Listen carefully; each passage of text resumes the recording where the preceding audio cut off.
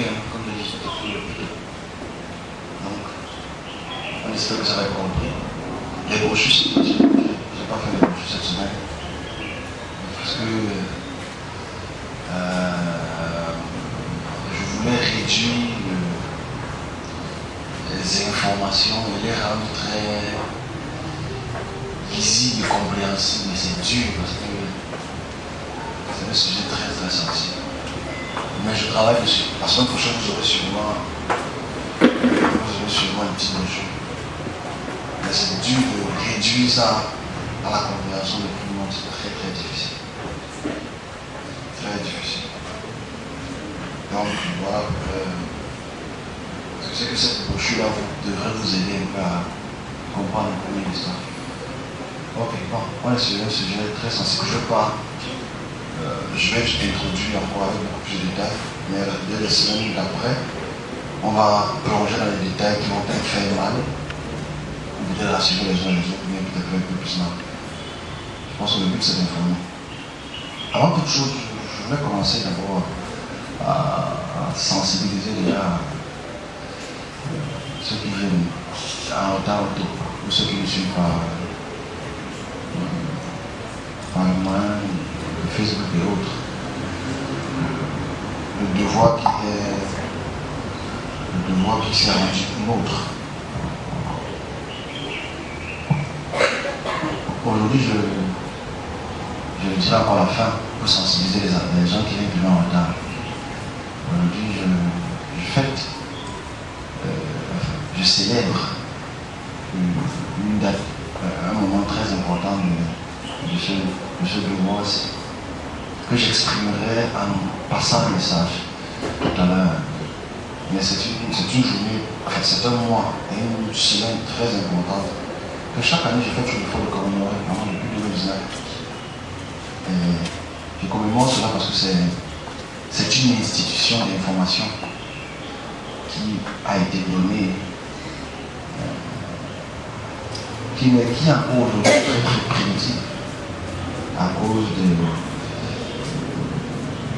nos choix, mais j'expliquerai ce qui s'est passé dans cette période-ci.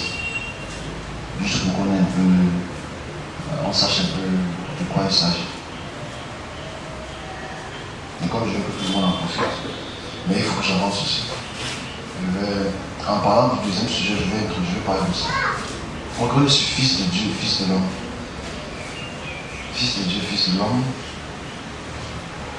Lorsque les dieux étaient des hommes. C'est le titre de notre un mois et demi d'enseignement, d'études. Comme je disais, le français et l'anglais que nous utilisons aujourd'hui sont des langues courantes, par transmission, disons, hégémonique. La langue qui transmet des informations est très importante dans le contexte historique. Aujourd'hui, nous sommes dans un folklore. Je passerai de ça concernant cette colonisation cérébrale. Je passerai ce message, mais juste à titre d'information. J'ai 3 messages aujourd'hui. Les premières civilisations devraient être étudiées, pas diabolisées. Les premières civilisations, quand on parle de civilisation ici, vous le savez, c'est les premières notions d'écriture, de sédentarisation, de transmission de savoir verbal et oral ou par écriture devraient être traités. Donc on va prendre 2 exemples en titre d'introduction. Le Fils de l'homme, Fils de Dieu. Quand les dieux étaient des hommes. Lorsque les dieux étaient des hommes. Alors la semaine passée, j'ai introduit rapidement le fait de Fils de Dieu, c'est-à-dire Fils de notre compréhension aujourd'hui, mais même s'il faudrait la contextualiser, Fils veut dire engendré. Ok? Quand on parle de Fils de Dieu, même dans le texte biblique, on parle d'engendrement. C'est-à-dire, un couple divin a donné naissance à des fils. Et ces fils règnent. Je prendrai des exemples bibliques aussi, tout au long de notre cursus d'expression. Fils. Alors, le fils de Dieu, déjà, ou le fils d'un Dieu. Parce que je veux définir trois choses dans notre discussion aujourd'hui. Fils veut dire engendré, comme je l'ai dit la semaine passée. Ça veut dire un couple divin ou un couple humain engendre un enfant qui est un fils. Le fils là, pourquoi le mâle? Parce que le mâle c'est supposé être l'héritier. Fils. Mais le fils d'un Dieu, le fils de Dieu, le problème c'est le contexte. Aujourd'hui on a universalisé Dieu et le contextualiser Dieu. C'est-à-dire quand tu prends les peuples sédentaires, quand tu prends les peuples qui commencent la civilisation écrite, eux, ils n'ont pas un seul Dieu, ils ont des dieux dans différents domaines. Parce qu'aujourd'hui, le christianisme veut universaliser. Pourtant, mais on lit des textes d'il y a 2500 ans, 3000 ans, qui ne sont pas dans le même contexte géopolitique et géospirituel. Donc, quand on parle de Dieu ici, ce n'est pas le Dieu créateur, c'est le Dieu, une divinité tutélaire. Donc, quand on parle de fils d'un Dieu, c'est un Dieu ou une divinité qui domine sur un territoire spécifique. Et avec la copulation entre le mâle et la femelle spirituelle, donne naissance donc à des enfants. Et l'héritier, c'est lui qu'on appelle le fils de Dieu. On prendra des exemples. Le meilleur exemple que je prendrai aujourd'hui pour l'Égypte et pour Sumer. La semaine prochaine, je vais entrer aussi dans le détail que je vais écrire dans le livre. Je prendrai aussi les fils des dieux branhamistes. Parce que je dirais aussi entre je vais un peu toucher toutes les cultures. Parce que pas qu'on touche l'Afrique et les Sémites, je veux qu'on touche un peu tout le monde. Donc, fils de Dieu veut dire, en perspective, un couple divin qui donne naissance à un fils qui devient héritier en tant que roi. Parce que ce qu'il faut savoir, c'est que les fils de Dieu sont des rois. C'est eux les représentants du Dieu céleste qui se manifeste à travers son expression sur terre. Un vicaire. C'est ce qu'on appelle le fils de Dieu. Je dis, le problème qu'il y a, c'est essayons d'enlever le contexte de ce qu'on pense qu'on est. Aujourd'hui, je m'adresse à mes amis qui m'écoutent avec en mode avion. Parce qu'il y a beaucoup qui m'écoutent, mais en mode avion. Ils viennent, ils écoutent, ils partent. Ils ont peur. Mais l'histoire n'a pas peur de la réalité. Les faits sont des faits. Donc voilà à peu près ce que je peux dire sur fils de Dieu. Fils de l'homme, comme je dis, c'est une figure cosmique qui apporte le jugement. Ce n'est pas tous les fils de Dieu qui sont des fils de l'homme. Okay? Ce n'est pas toutes les figures cosmiques. Parce qu'on parlera de ça tout à l'heure, les figures cosmiques. On a beaucoup de sujets aujourd'hui qu'il faut qu'on élabore, mais on rend ça très court pour que chaque dimanche, on puisse vraiment mettre une cerise sur le gâteau, sur le coquille. Laissons sur fils de Dieu d'abord. On a vu sur fils de l'homme. Parce que fils de l'homme, je dois entrer dans une vision pour expliquer fils de l'homme. Fils de Dieu, je dois aller dans l'histoire. On est ensemble. Fils de Dieu, je pars dans l'histoire. Fils de l'homme, je vais dans le spirituel. Alright? Je n'ai pas un bouquin oublié, donc je m'adresse à ceux qui. Fils de Dieu. Alors, je vais prendre deux exemples de fils de Dieu pour lesquels vous avez lu la semaine prochaine, que j'ai commencé à écrire dessus. Je prends le premier Africain à apporter une forme de monothéisme. Okay? Le premier Africain qui apporte une forme de monothéisme que tout le monde connaît, il s'appelle Aton. Akhenaton. Donc c'est important qu'on puisse parler d'Akhenaton pour quelques minutes.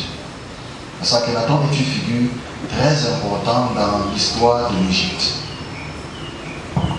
En fait, son vrai nom c'est Amenhotep. Amenhotep IV, selon la conception grecque. Et déjà de son nom, on devrait déjà comprendre ce que c'est qu'un fils de Dieu. Okay? Déjà de son nom, on devrait comprendre ce que c'est que fils de Dieu. Parce que Amenhotep veut dire les manifestations de Ré. Ça veut dire Ré qui est Ra, qui est le Dieu soleil, le disque lunaire. s'est manifesté dans cet enfant. Donc, Amenhotep est la manifestation de Ré. Donc, en fait, si tu veux voir Ré, tu vois Amenhotep. Donc, déjà, le théophore joue un rôle très très important pour la conception, pour savoir ce qu'on appelle le physique. Celui qui écoute ceci, qui veut banaliser, c'est qu'il ne connaît pas ce qu'on appelle la transmission de l'histoire et des cultures à travers les peuples. Le père d'Amenhotep 4, c'est Amenhotep 3. Ok? Très puissant. D'où le nom était Nefer Keperure, qui est aussi une forme de manifestation de la divinité de Ré. En fait, après un certain temps, Amenhotep décide de changer son nom à Akhenaton, qui veut dire ici, il veut commencer à enlever d'autres divinités autour et faire en sorte que Aton, avec le disque solaire, j'insiste sur le mot disque solaire, que le disque solaire maintenant soit le centre des adorations. On appelle ça quoi? Héliocentrisme. Ok? Ça veut dire c'est le disque solaire qui illumine la terre et qui dicte la conduite des hommes. Alors, naturellement, on a introduit ça la semaine passée, ceux qui étaient peut-être là attentifs ou attentives. Si tu veux comprendre les manifestations des divinités, il faut penser sur 3 formes, c'est ce que la semaine passée. J'ai dit cosmoforme, anthropomorphe et théréomorphe, c'est-à-dire cosmos veut dire tout ce qui est planétaire, lunaire, ok? Anthropomorphe veut dire tout ce qui est humain, ok? Et théréomorphe veut dire tout ce qui est animal. Donc ces 3 points sont très importants pour comprendre comment est-ce que les divinités se représentent et comment est-ce que les hommes voient les dieux. On est ensemble? Donc c'est important de voir que Aton, lui, adore le disque solaire. Dans la brochure de la semaine prochaine, vous allez voir tout ça dans votre petite brochure. C'était difficile de compacter toutes ces informations.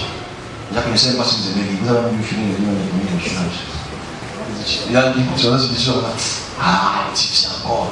Ah, il va lire le verset 35 du psaume. Une petite couche de lumière. Donc en fait, lui, en tant qu'Akhenaton, dit éliminer d'autres divinités. Et ça a apporté beaucoup de problèmes.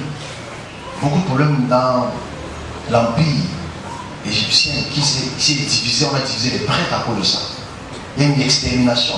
Voilà pourquoi la plupart des sculptures de cette dynastie-là ont le nez cassé. Okay? Parce qu'ils voulaient absolument se séparer de cette divinité. Mais en revenant sur le Fils de Dieu. Ici, pour les Égyptiens, en quelques mots, avant d'entrer dans les 3 points que j'ai énumérés tout à l'heure, le fils de Ré, dans sa manifestation, c'est le fils d'un roi. En fait, le roi, comme je le disais plus tôt, est la représentation, se manifeste et est le vicaire de la divinité. C'est ça qu'on appelle le fils de Dieu. Donc, la caractéristique d'un fils de Dieu devrait être remise sur la table des discussions, pas forcément intellectuelles, mais historiques. Il faudrait qu'on s'asseye avec beaucoup de courage, comme moi je pense le faire avec beaucoup de courage, et se dire la vérité. Est-ce qu'il y a eu des fils de Dieu qui étaient des rois depuis des millénaires avant même que Israël ne soit un peuple? Oui, il faudrait qu'on se mette à travers les théophores, à travers les normes, à travers la divinité, à travers la représentation des dieux. Il faudrait qu'on puisse dire la vérité, qu'on n'ait pas peur, de s'assimiler à une bouillie de mensonges juste parce qu'on veut être dans un groupe qui se pense plus grand, plus petit. Parce qu'ici, imagine-toi, c'est Aton. Aton ne change pas vraiment les règles, parce qu'en fait, Aton, c'est toujours Amon. C'est toujours la divinité disque solaire. Le disque solaire a toujours été plus ou moins la représentation de l'invisibilité de leur divinité. Même s'il y avait d'autres petites divinités autour. Mais Akhenaton, lui, veut absolument rendre un culte unique. Voilà pourquoi la plupart des historiens peuvent clamer le fait que Moïse était une forme d'Aton, ce qui n'est pas correct. Parce que même Aton, dans sa conception, il y a toujours d'autres formes de Dieu autour. Mettons ça ici. Alors j'ai pris cet exemple parce que c'est important d'abord par rapport à l'onomastique, le nom. Je prends un autre exemple, parce que je vais aller vite avant d'entrer dans les explications. C'est un exemple qui est très très très particulier ici. Que vous avez peut-être dit aussi dans la brochure, Génératon. Donc déjà en Égypte, tous les rois ont les noms des dieux, parce que tous les rois sont des dieux, parce que tous les rois sont des fils de Dieu. Tous, sans exception. Je dis bien sans exception. Donc dans toute l'Afrique, un roi est le représentant d'une divinité. Je veux qu'on puisse voir ça sur le sens de la divinité, pas sur le sens du créateur, même s'ils peuvent le clamer. Je vais expliquer tout à l'heure. Tous les dimanches, je vais faire l'espoir de l'expliquer. On va prendre un autre. On va monter en Mésopotamie. Si je ne vais pas mettre trop de temps en lui. On va monter en Mésopotamie. Et on va prendre un personnage très important que tout le monde veut ignorer. Tout le monde a décidé de l'ignorer. Il s'appelle Tammuz ou Tammuz ou communément Dumuzi. Alors, Dumuzi est très important de comprendre qui est ce personnage. Un personnage, je vais dire très énigmatique, mais très important pour notre conception. Je vais prendre 3 exemples, parce que je vais prendre aussi, je vais aussi prendre Shamash. Alors, Dumuzi, qui est un mot acadien, parce qu'on a fini avec l'Afrique. Un mot acadien qui veut tous Dumuzi, D-U-M-U-Z-I. Dumuzi, très important personnage de la Mésopotamie. Je veux dire même l'un des personnages du 3e millénaire le plus important. Vous avez lu à peu près sur votre petite brochure. Lui, Dumuzi veut dire fils légitime. Parce que lui se proclame être le fils légitime de elle.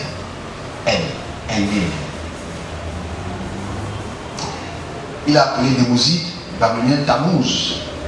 Alors c'est important que je dise Tammuz parce que les Babyloniens l'appellent Tammuz. Et forcément ceux qui connaissent un peu les textes bibliques dans Ézéchiel et dans Jérémie, vous allez voir qui on appelle Tammuz. Le but. La semaine prochaine on va entrer dans ce détail-là, même tout à l'heure aussi. Alors, il figure dans le panthéon des divinités en tant que fils. Naturellement lui, c'est une figure d'un roi berger dans la période légendaire du déluge. Donc, ceux qui lisent le déluge dans les textes de Nouma Elish, vous allez connaître qui est Dumuzi. Alors la figure de Dumuzi est très importante parce que je fais un peu une caricature rapide. Dumuzi est le fils légitime de Elle. Dans ses hymnes que je vais lire, son hymne tout à l'heure, j'ai jeté les yeux sur tous les peuples. J'ai appelé Dumuzi à la divinité du pays. Tu vois, en fait, ici, la divinité devient une divinité tutélaire d'un pays. Ok? Dumuzi, le bien-aimé d'un Nil. Ma mère, le chéri, mon père l'exalte. Ça, c'est un texte qui est du 3e millénaire, c'est-à-dire aujourd'hui à 5000 ans.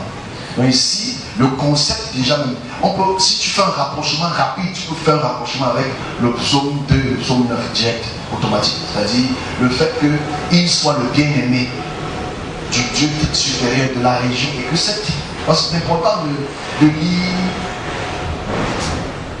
le contexte de ce qui portait à leur période historique. Ici, j'ai jeté les yeux sur le peuple. J'ai appelé Dumuzi à la divinité du pays. En fait, Enlil, c'est Enlil qui parle ici, c'est le Dieu supérieur sumérien. Il dit qu'il a donné une parcelle de terre à Dumuzi. Et il est le bien-aimé d'Enlil. Et mon père s'exalte. Son père c'est qui? Imagine-toi que tu as cette période historique. Son père c'est Enlil, c'est elle. On réalise que si tu ne prends pas la peine de connaître les correspondances d'écriture psalmique, tu ne vas peut-être pas comprendre ce que je dis. Mais revenons avec Dumuzi, rapidement. Dumuzi est un personnage très important parce qu'il y a encore le temple de Dumuzi qui est encore aujourd'hui à Uruk. C'était un être assez vénéré parce qu'on l'appelait le dieu mourant. Ok? Vous allez lire ça la semaine prochaine avec beaucoup de détails. Le dieu mourant parce que c'est l'un des seuls dieux qui est mort. En fait, quand vous allez lire, c'est l'un des seuls dieux qui est mort à cause de son mariage avec la divinité lunaire qu'on appelle Inanna. Et que Inanna, dans sa mort, est parti de repêcher les enfers 3 jours plus tard et l'a ressuscité. C'est important de connaître Damouzi. En fait, moi ce qui m'énerve, ce qui me dérange, c'est. Je vais nous donner ça parce que c'est très compliqué de compacter toutes ces informations à 8 pages, c'est très difficile. Mais imaginez-vous que les lobbies ne veulent pas qu'on sache ça. Que Dumouzi c'est le fils de la divinité, Dumouzi faisait des miracles, Dumouzi est mort, Dumouzi a ressuscité. Et c'est sa résurrection même, selon les concepts juifs, le concept sumérien, qui a amené avec plus à le vénérer. On a beaucoup vénéré Dumouzi. On retrouve Dumouzi, même je vais prendre un petit texte, un texte d'Ézéchiel 8 à partir du verset 14 que je vais donner la semaine prochaine.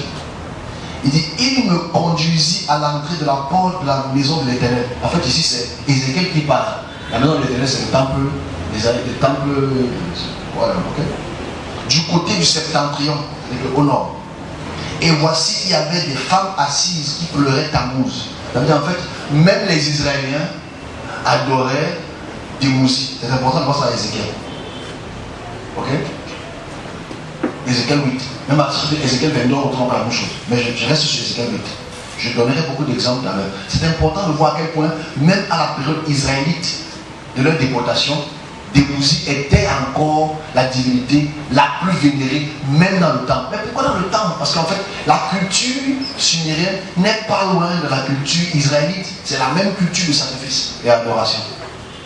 Mais Jérémie, Ézéchiel, déjà même son nom aussi est déjà théophorique.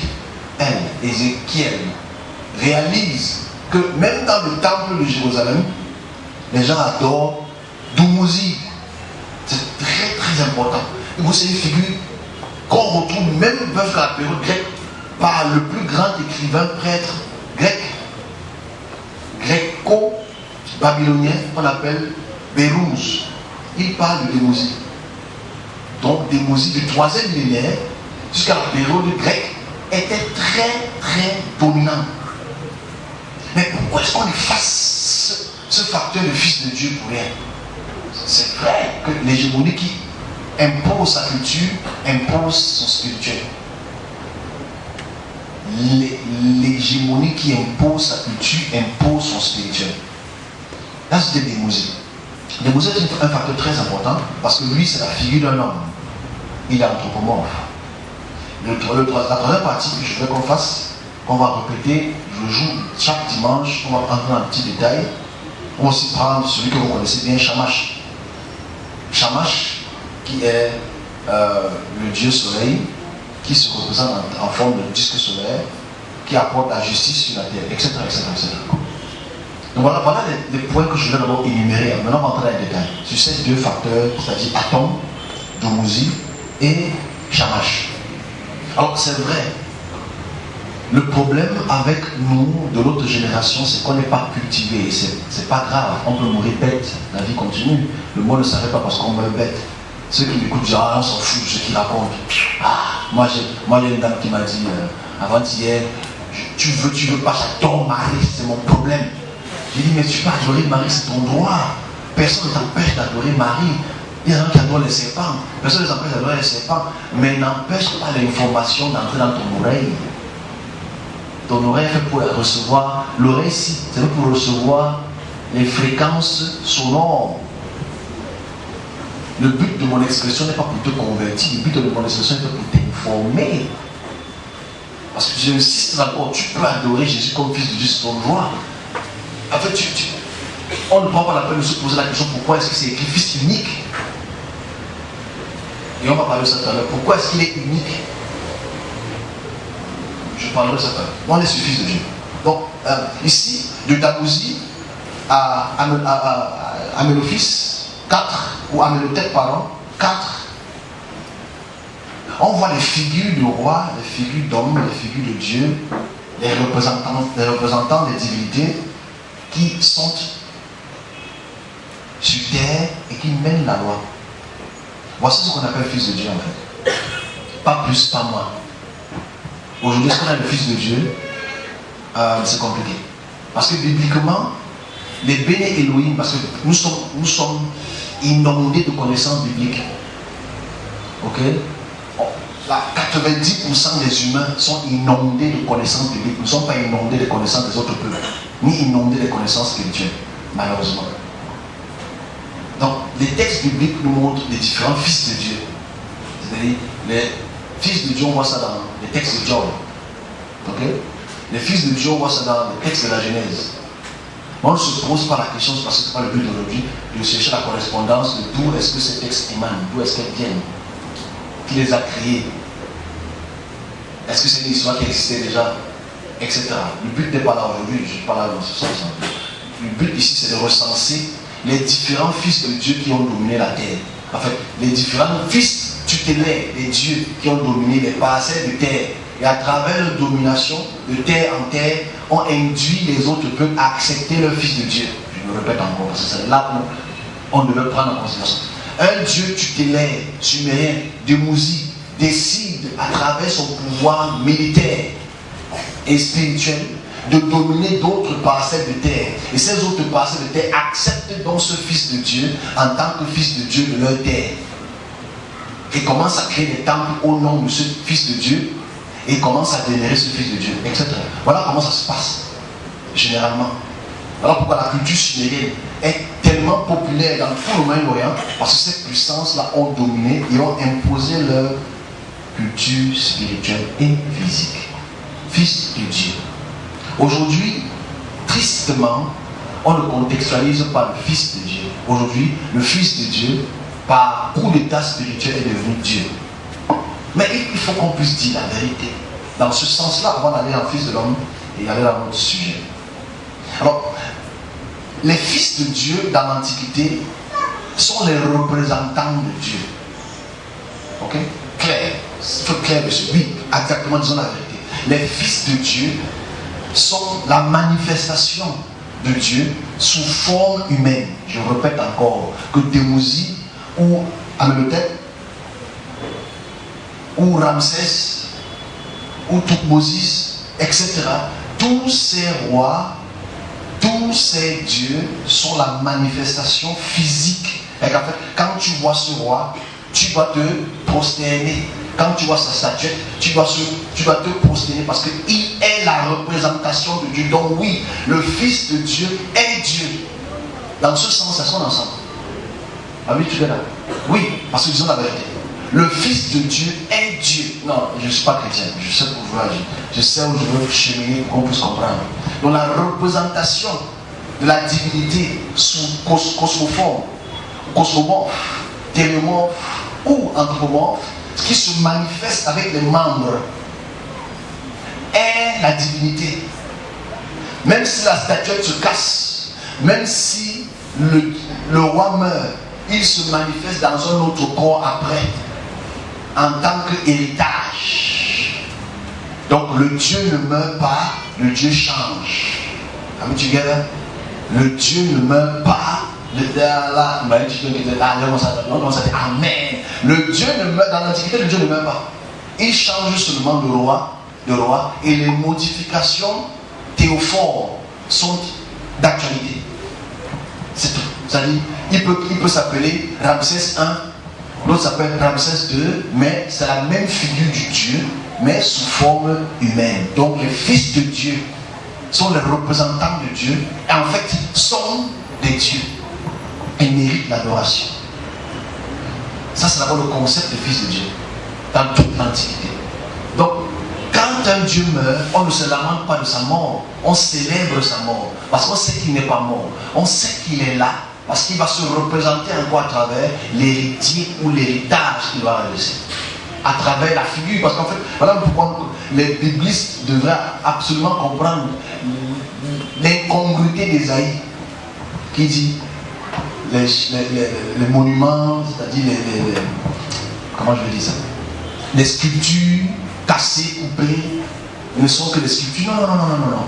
Il faut expliquer ça simplement à mes amis. C'est-à-dire qu'en fait, quand tu vois une sculpture d'un Dieu à travers le bois ou à travers l'argile, etc., non, ce n'est pas un homme qui construit la statuette. C'est la divinité qui construit la statuette. La divinité possède l'homme. Possède l'homme. Injecter la statuette. Ce n'est pas une statuette ordinaire. Et quand la statuette est détruite, ce n'est pas l'homme qui détruit la statuette. C'est la divinité qui décide de quitter le corps de la statuette. Ça, c'est ce que eux ils disent. Toi, tu peux dire le contraire, mais c'est ce que eux ils disent, c'est ce que eux ils pensent. Donc, les fils de Dieu ont toujours été Dieu. Dans leur rôle tutélaire, des parcelles de terre. Mais, acceptons aussi le fait que ceci.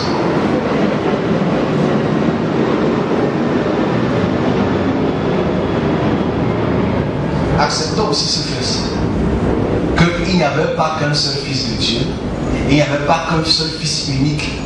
Chaque fils proclamait être unique ou bien aimé de la divinité, mais a reçu une parcelle de terre spécifique, comme on voit sur l'île de l'Éthéologie. Que son père, Enlil, lui a donné une parcelle de terre. On voit ça chez tous les rois sumériens, on voit ça chez la plupart des rois égyptiens. La semaine prochaine, on va peut-être entrer dans le concept, je veux dire, de l'Inde et de l'Extrême-Orient. Mais pour l'instant, restons au moins sur trois facteurs. Voilà ce qu'on appelle les fils de Dieu. En fait, le vrai problème, si on va dans le côté spirituel, parce que je veux qu'on dans le côté spirituel aujourd'hui, les hommes, comme je le dis, représentent les divinités sous trois formes. Je le répète parce que je veux que ce soit ancré dans le cerveau. Cosmoforme, anthropomorphe et thérémorphe. Mettons ça ici. Ici, ce que je veux qu'on puisse considérer dans notre étude des fils de Dieu aujourd'hui, c'est aujourd'hui, on a un fils de Dieu qui est Dieu. En fait, aujourd'hui, ce n'est pas un débat si le fils de Dieu aujourd'hui est un Dieu. Parce que le consensus général a décidé que ce fils de Dieu est Dieu. Celui qui veut débattre dessus, c'est son problème. Le consensus a accepté. Je ne sais pas si Dieu a accepté, mais le consensus a pris ça ici. L'hégémonie le met dans ce sens-là. Basculons un peu dans fils de l'homme.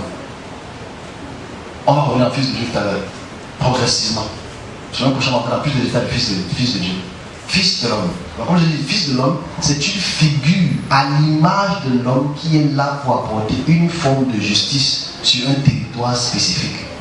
Parce qu'on dit terre là, pour moi c'est un peu mal interprété. Quand on dit terre, ça devait être dans l'expression de parcelle de terre ou territoire spécifique. Fils de l'homme. Alors c'est vrai qu'on connaît le fils de l'homme à travers les textes de Daniel. On connaît le fils de l'homme à travers les textes d'Enoch. Mais avant qu'Enoch ne soit écrit, parce que je ne comprends pas souvent, si on dit vraiment que le déluge a eu lieu dans le sens biblique, même si on sait que ça a été copié des Mésopotamiens, c'est pas un débat, c'est un fait archéologique et historique. Le vrai problème ici, c'est qui est Enoch? Qui est Enoch? Qui est Mathusela? Qui est Élie? Qui est Jésus? Parce que toutes ces figures sont le fils de l'homme. Qui est même Ézéchiel? Parce que n'oublions pas que la Ézéchiel est du fils de l'homme. C'est quoi le fils de l'homme en fait? C'est un homme à figure cosmique, bien sûr, qui apporte un jugement ou un message, etc. pour apporter le jugement sur une parcelle de terre. J'insiste sur ce. Avant spirituellement, c'est là où ça va peut-être un peu déranger. Je ne vais pas commencer cette partie aujourd'hui parce que je voulais absolument ne pas trop parler aujourd'hui parce que je veux qu'on finisse cette tôt. Spirituellement, c'est là où maintenant la technique spirituelle devrait être employée. Ce qui est difficile pour mes collègues pour l'instant. C'est comment est-ce que les entités spirituelles se représentent? Je suis même gentil. Comment est-ce que les puissances ressemblent à quoi? Voilà, c'est facile. Les puissances spirituelles ressemblent à quoi? Parce que n'oublions pas, pour ceux qui ont un peu une culture artistique, hein, mes amis, parlons un peu. Ceux qui ont un peu une culture artistique, comment on vous a représenté le diable? Les yeux rouges, les cornes, les longues griffes. Non, c'est important d'abord de parler de cela. C'est-à-dire la représentation de ce qui est diabolique. Parce que le mot diable pose problème, le mot Satan pose problème, le mot démon pose problème. Parce qu'on va définir tous ces mots-là qui ne sont pas vraiment compris. On est sur fils de l'homme. On a fini fils de Dieu. C'est un sujet qui est très... Il faudrait que le secteur j'enseigne qu'on parle, mais c'est difficile qu'on parle, connaît ça tout. Quelle est l'image du démon? Il est comment? Si tu demandes à un enfant de dessiner un démon, il va dessiner avec les cornes. En fait, je pense qu'il dessine le bœuf, ou la chèvre, ou un mouton, ou un cerf. Parce que le cerf est corne, un peu compliqué sur tête. Peut-être qu'il dessine un chien enragé, avec les longues canines. Mais est-ce que les démons ont les longues canines? Qu'est-ce qu'ils font avec les canines? Ils mangent quoi? La viande fraîche. Parce que je veux qu'on puisse, ça c'est le sujet de l'introduction, très important. Okay? C'est-à-dire, quel est l'aspect véritable de cette puissance? Ça pose problème. Parce que, comment est-ce que les textes bibliques nous décrivent les puissances? Ils ne décrivent pas les puissances. On décrit les allégories des puissances, il a 9 corps, il a 12 corps, il a 13 corps. Mais est-ce que les puissances ont les corps automatiquement? Je ne veux pas entendre, c'est une représentation logique. Quelle texture spirituelle ont-elles? Ok. Il y a 3 formes de manifestation ou de manifestation, c'est pas le bon mot. C'est le mot manifestation, on va être judéo-chrétien. Il y a 3 formes visibles, palpables de ces esprits, de cette puissance. Je fais un rappel d'abord avant toute chose, pour éclairer ceux qui sont là et ceux qui vont m'écouter dans 10 ans ou dans 1 mois ou dans quelques mois. Il y a 7 ans de cela, je reçois un message de qui le droit et qui me passe et me donne une consigne. Sa consigne était: tu verras cette puissance venir vers toi. Bon, au départ je comprends rien. Il y a 7 ans. Hein. Donc quand j'entre dans ce sujet, je m'introduis d'abord. Je donne mon CV. On se comprend? Mon CV n'est pas biblique. Donc il y a 7 ans, jour pour jour, je le répéterai tout au long de ce mois-ci. Pour moi, c'est très important. Il dit: tu verras cette puissance venir vers toi. Les autres ne peuvent pas dire ce que je ne peux pas dire là, ça me concerne. Mais tu verras cette puissance venir vers toi. Et je me dis: mais de quoi? Quelle chance? Et moi, je croyais que c'était la guerre Iran. Je me dis: mais il y aura une guerre terrible. Et c'est celui qui veut tester ce que je dis. Moi, sur Facebook, tu tapes Zoé de Constellation, tu tapes Charles des Ténèbres. Tu vas voir que c'est la même date. C'est écrit le 14 avril 2017. Tu écris Zoé de Constellation, tu mets Charles des Ténèbres. Tu vas voir ça net. Celui qui a net, c'est encore là. Je n'ai pas changé parce que quand j'écrivais ça le matin, je me disais: ah, il y a la guerre. Pourtant, non. C'est que ça viendra vers moi. Et forcément, j'ai 7 ans donc d'expérience de ce que je vais expliquer maintenant. Je ne sais pas sur ce moment. Parce que j'ai introduit un sujet pour montrer mon CV. Ça peut déranger. Oh, tu as lu ça ou non? Je te dis que si tu veux, tu tapes Zoé Réconciliation. Je ne sais pas, je voulais enlever ça hier. 7 ans, je dis: non, laisse ça. Ça va être mon témoin du jour là-bas. C'est-à-dire, c'est écrit là-bas que tu verras les chariots des ténèbres venir vers toi. C'est écrit là noir sur blanc. Celui qui a tapé Zoé, tu tapes ça, prends là, noir sur blanc. Donc ça veut dire, qu'est-ce que j'ai vu depuis ce jour-là jusqu'à aujourd'hui pour exprimer ce qu'on appelle fils de l'homme? Quelle est la texture physique que vous appelez spirituelle? Quelle est la texture physique que vous appelez spirituelle? J'insiste encore. Quelle est la texture physique que vous appelez spirituelle, qui se manifeste sous différentes formes? Comme j'ai pris l'Afrique et la Mésopotamie, je vais rester sur l'Afrique et la Mésopotamie, sur ce que j'ai vu sur l'Afrique et la Mésopotamie. Ceux qui savent qu'on depuis au moins 3 ans, 4 ans, les nouvelles personnes, j'espère, vous allez peut-être comprendre à travers ça pourquoi je vois certaines divinités, pourquoi je vois certaines puissances. C'est à cause de ce décret céleste. Ok? Sans ce décret, je n'aurais pas pu être une expression d'aujourd'hui. On est ensemble? C'est important que je statue mon statut. Je ne suis pas meilleur que les autres. C'est juste mon petit devoir. Ok? Ok, on continue. Donc sur ce, on a pris 2 exemples. Je prendrai l'exemple d'Osiris. Quelle est la, je m'adresse au Kamite, quelle est la forme physique ou spirituelle d'Osiris? Quelle est la forme spirituelle ou physique d'Enlil? Je prenais ces exemples pour le club. Aujourd'hui, la semaine prochaine, la semaine après, je ferai l'effort d'aller le plus loin possible. Si vous voulez, on entre au Cameroun, on entre dans les régions, on entre dans les sous-régions. Je ferai toujours l'effort de donner une description et leur automatisme et leur objectif. Alors quand je te dis, c'était très important de faire le rappel. Parce que souvent, les gens qui entendent se disent, mais pourquoi lui voit ça, l'autre ne voit pas? Ça ne me rend pas meilleur, ça me donne un devoir spécifique. Le temps va dire à quoi ça sert.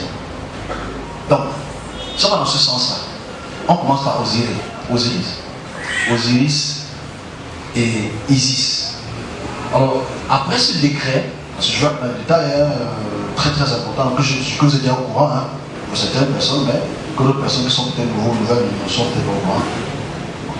En 2017, après ce décret, après cette expression, après cette volonté, après les gens qui applaudissent là-bas derrière,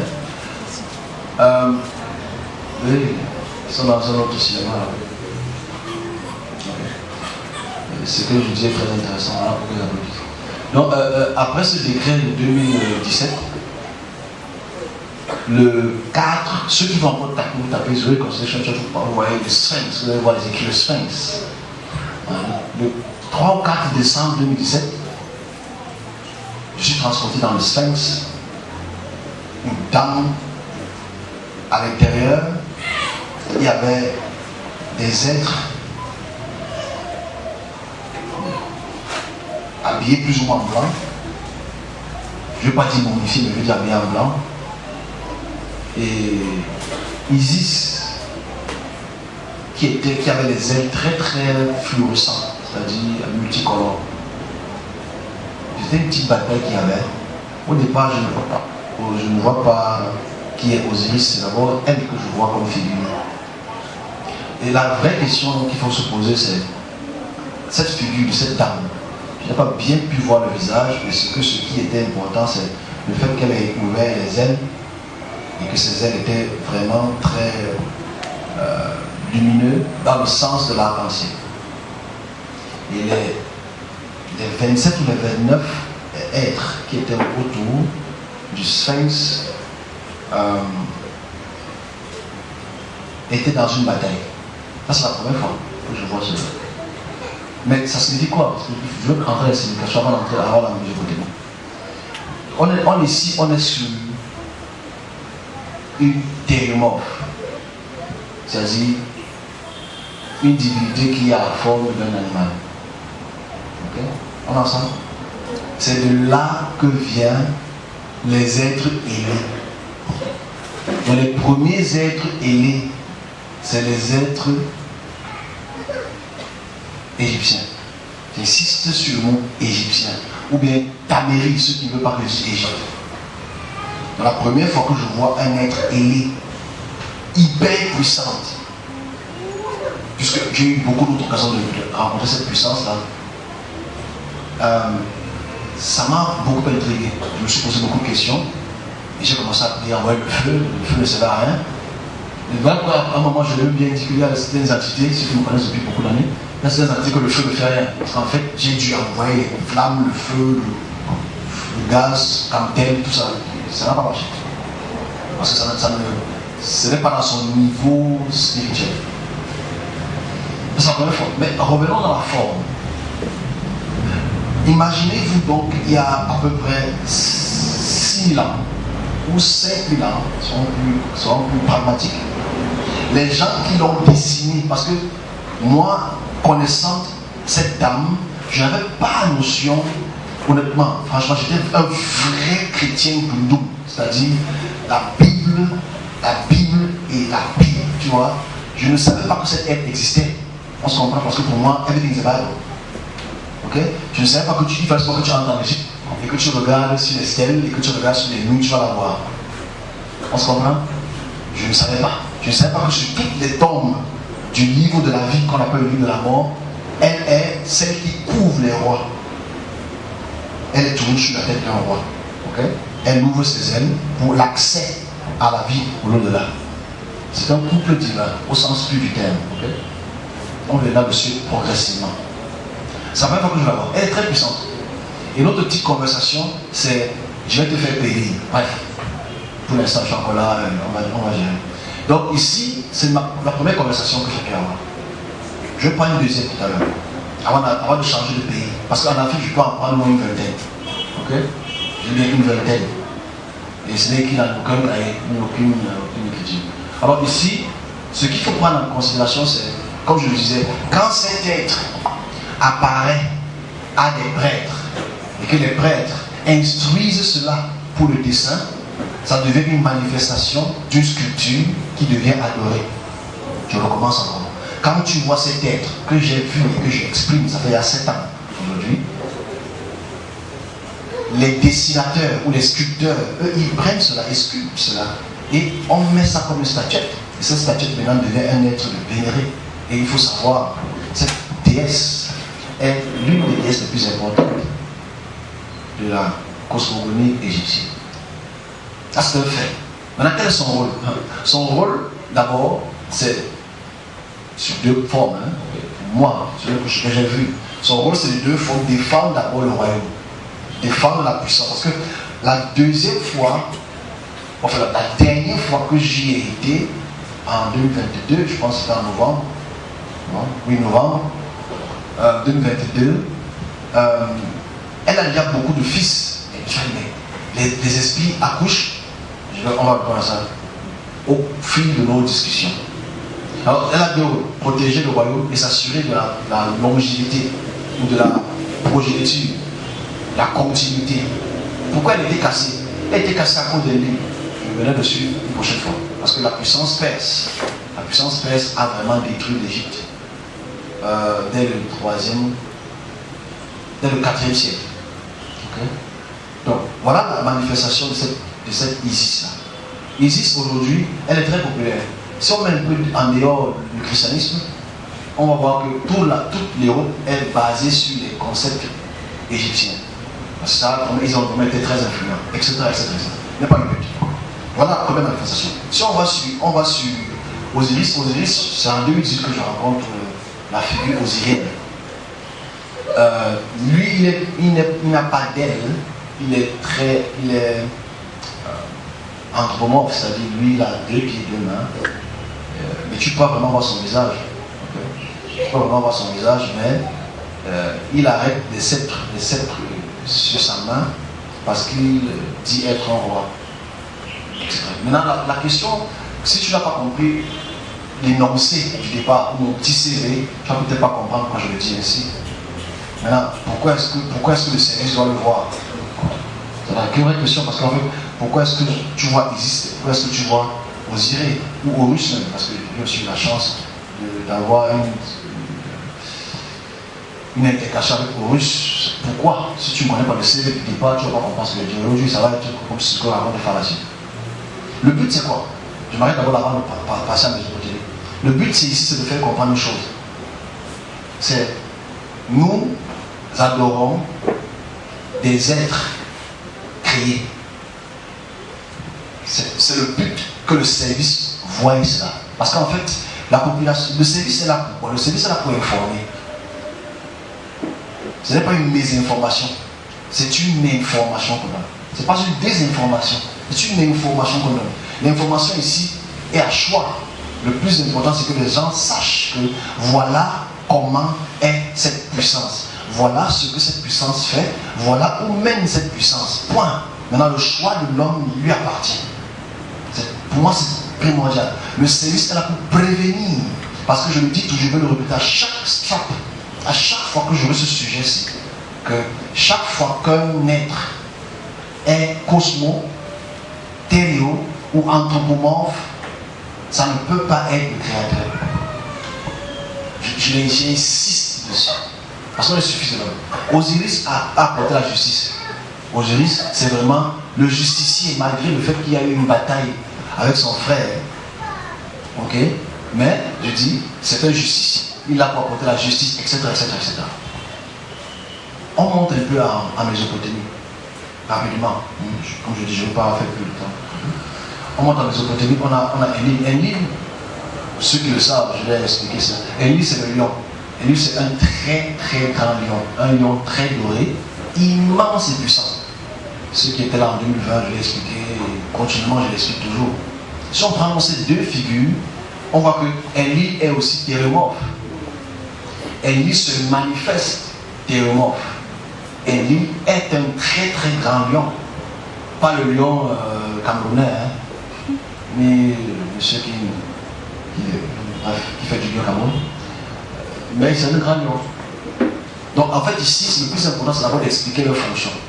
Expliquer leur fonction, comme je dis pour Enlil. Enlil, c'est la domination. Domination sur les peuples. Domination sur les peuples. Et la tristesse, c'est qu'il nous a dominés et il nous domine encore aujourd'hui, plus ou moins.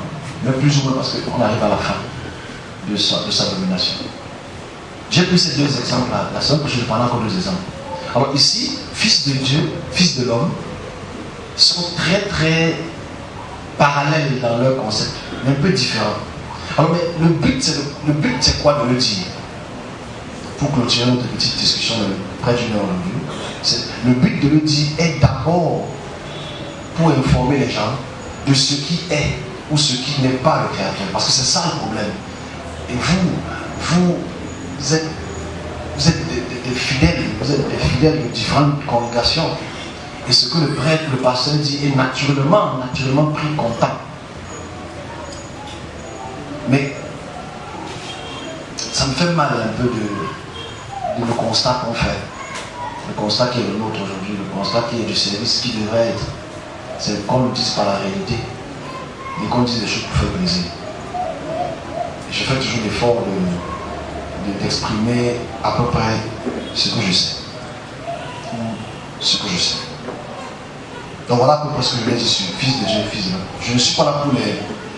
Je ne veux pas conclure pour l'instant. Le plus important, c'est d'abord qu'on ait cette information-là. Aujourd'hui, les cultures adorent différentes formes d'animaux, différentes formes d'humains, différentes formes de globes célestes. Et c'est à leur droit de le faire. Mais la réalité est que là, ce ne sont que des manifestations des divinités. Ou ce qu'on appelle divinité.